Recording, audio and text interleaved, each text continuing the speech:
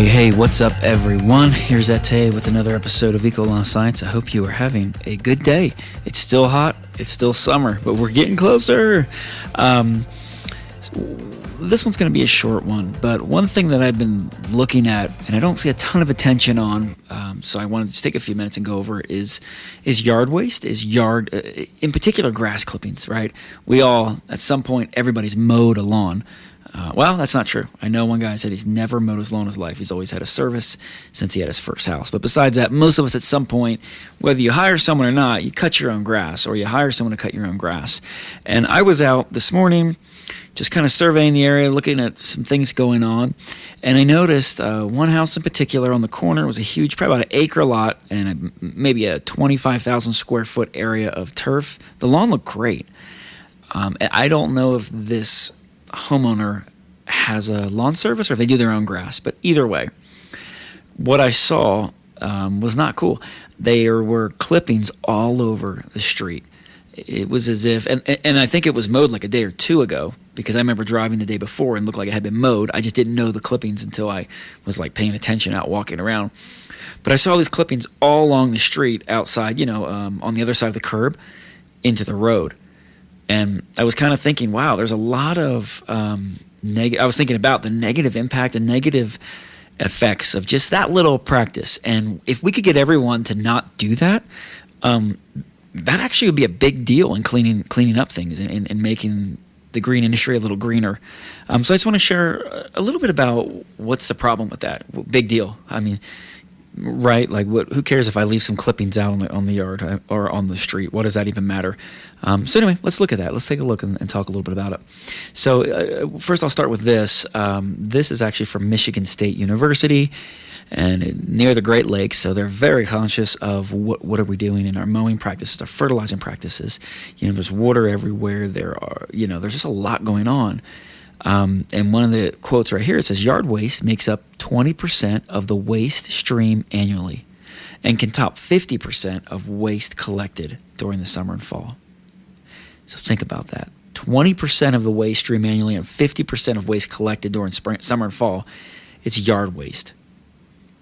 And so they go on to say, this much yard waste, if handled incorrectly, can have significant negative impacts on our local water resources. Okay, so let's just start there. What are these negative impacts? How is that even adding to it? So part of the problem is, as you may or may not know, grass clippings are mostly made of water and nitrogen, so fertilizer and water. And so right there, think about that. If you're just leaving your clippings all over the street, and there's a storm drain, which there's always a storm drain somewhere that it leads downhill, it kind of descends. Those clippings can end up into that storm drain, right? Going down. And what are you doing? You're just putting fertilizer. It's going down and it's runoff, which can lead to a lot of things. The algae bloom issues, but just polluting your own local water source. And so along with that is not just the fertilizers on the grass. Well, let's say you spray it and you have some type of chemical or non-chemical, just a weed control, and it's on that grass, some of the residue, or an insecticide, or anything you put on that, it's now been thrown into the street, which will now end up going down the drain. So you're having it indirectly, you're causing a lot of damage and causing some issues. And one of the biggest negative impact that's having is those clippings, as they go down the drain, they'll add those nutrients or whatever's on them to the surface water, and that will actually increase the growth of algae and other aquatic plants that can actually deplete oxygen in surface waters. And so there's, I can give you two examples. One's up in this new property. I bought a new property up in the mountains, and there are little ponds and lakes everywhere. And I was up there this year, and there was a lot of mosquitoes around.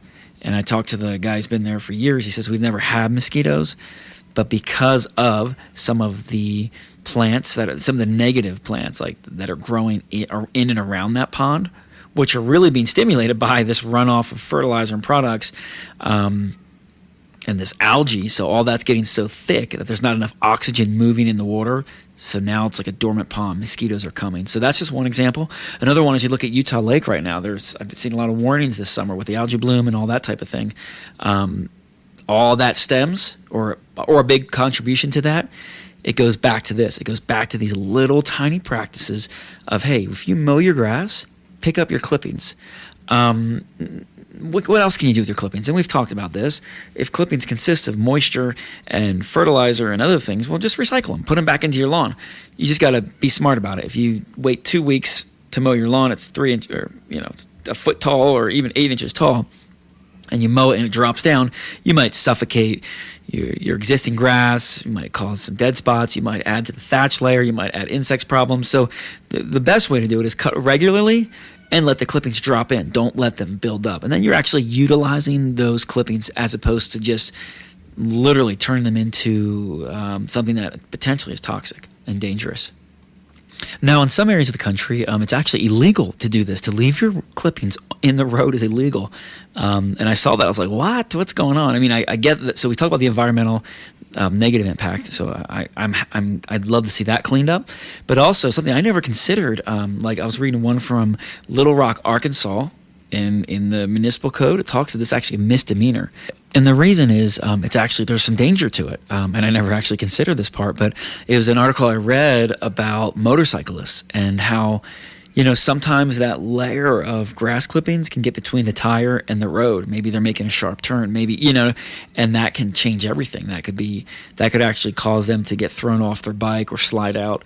I'm not a motorcyclist, but I do love to bike. Mostly mountain bikes, but I can see the same thing, if I was riding through town on my bike. And again, if I hit a bunch of grass clippings, it could be slippery. It could throw me off. And so there's actually a danger. In some areas, it's actually legal to leave those grass clippings. So there you go. Just a couple reasons, and hopefully I've somewhat convinced you to be more mindful if you have done that. And I'm not going to, judge you or get mad at you, because, sometimes we just don't think. We don't even recognize, hey, I blew off my lawn and some of the grass got in the road. I'm just going to leave it there.